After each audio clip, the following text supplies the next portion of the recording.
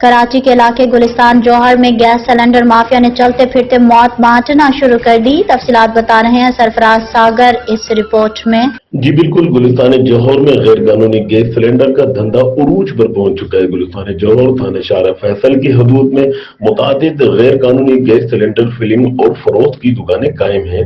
जराये का कहना है कि सरेआम गैर कानूनी गैस सिलेंडर के कारोबार पर कमिश्नर कराची, डिप्टी कमिश्नर जिला शर्की, SSP ईस्ट लाइलम जबकि थाना शारा फैसल पुलिस अफसरान पुरस्कार तौर पर खामोशी इख्तियार करे हुए हैं। गुलिस्तान जौहर में इस गैर कानूनी धंधे के नौबत अब इस मकाम पर आ गई है कि जगह जगह सड़क के किनारे भी गैस सिलेंडर के पतारे मौजूद हैं। गुलिस्तान जौहर में गैर कानूनी गैस सिलेंडर की फिलिंग और फरोख्त किसी भी वक्त संगीन हादसे का सबब बन सकती है, जबकि ऑन द रिकॉर्ड ये बात मौजूद है कि कराची शहर के अंदर मुख्तलिफ एरियाज में गैस सिलेंडर के धमाके हो चुके हैं और जिससे काफी तादाद में अमवात भी हो चुकी हैं और काफी लोग जख्मी भी हो चुके हैं।